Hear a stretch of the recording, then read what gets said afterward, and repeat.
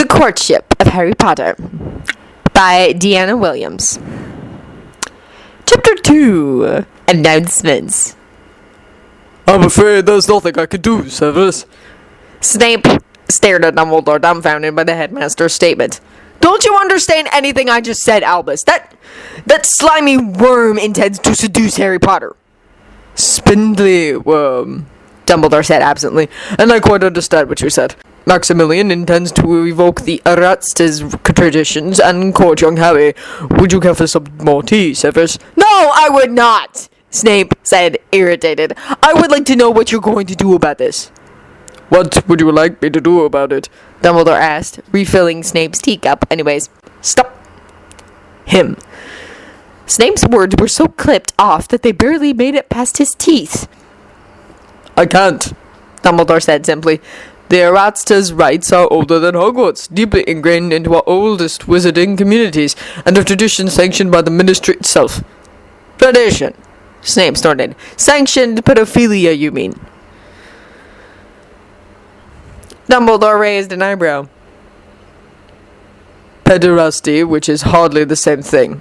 I myself was Eromenos and look back on the time I spent with my Erastes with great fondness. He taught me a great many things, and the majority of them were not in the bedroom. We remained friends for many, many years afterwards. I doubt that I would be the wizard I am today without his influence. Some of us are not that lucky.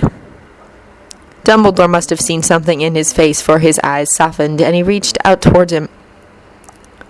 Severus, Snape waved away his concern. I had a choice, Albus. The fact that I made the wrong one is neither here nor there. Potter needs to have choices as well, and he won't with the worm breathing down his neck. Dumbledore sat back in his chair and steepled his fingers. I could ask Max to wait until Harry finishes school, so that he will have a wider range of candidates to choose from. Snape felt relieved. Yes. Of course, he would also be away from my watchful eyes, and who knows what kinds of undesirable friendships he would form. Is it not better to have him here, where we can keep an eye on him and ensure that no one presumes too much or pressures him into acceptance? Snape could feel Dumbledore's knowledgeable eyes on him and snarled, Potter is not me, Albus. You are right. Harry is far more trusting than you ever were, and far more likely to be taken in by paper promises. Do you see why I cannot risk that happening? Why I must let Max and any other suitors court Harry here? Others. He can hardly throw open the gates of Hogwarts and invite in other suitors. Snape snapped. So how are you planning on obtaining them? The only men from the proper background here at Hogwarts are you and Worm, and as you informed me 20 years ago, it would not be proper for the headmaster to display such favoritism towards a student. You are also from the proper background, Severus, Dumbledore reminded him, and his eyes twinkled as he watched Snape's eyes whiten in horror. You cannot be serious. Potter and I loathe each other. We can hardly be in the same room without coming to blows. You suggest that I court him, that I offer to mentor him, that I attempt to bed him. Snape broke off, an unaccustomed flush spreading across his cheeks. Albus, have you completely lost your mind? Dumbledore considered this for a moment. No, I don't believe I have. Let me drop, Severus. Snape pushed himself up out of his chair and began pacing. Me! Guide Harry Potter into the wizarding world. Offer to teach him the finer points of good citizenship and morality. Voldemort wouldn't have to kill Potter. He'd laugh himself to death.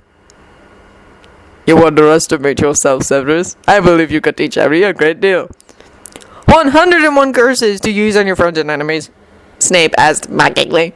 I was thinking more along the lines of integrity, loyalty, and courage. Snape paused in his pacing and gave Dumbledore an incredulous look. You make me sound like a bloody Gryffindor. I admit to nothing but enlightened self-interest. You can lie to others. You can even lie to yourself, dear boy. But you can't lie to me, Dumbledore said, holding Snape's eyes with his own. Isn't it time that you forgave yourself? Snape's face shadowed. Perhaps when I'm as old as you, Albus. He had a sudden thought. You could talk to Potter. Explain the tradition, but remind him that he doesn't have to follow it. In fact, discourage him from following it. Severus is a 17-year-old boy. Do you remember what it was like to be 17? Snape closed his eyes, remembering all too well what it was like to be a seething mass of hormones, ready to explode at a moment's notice. He remembered, too, how flattering it felt to be the focus of an older man's attention, how tempting the offer to have someone guide him through the world outside these walls. And all he had to do was surrender his body.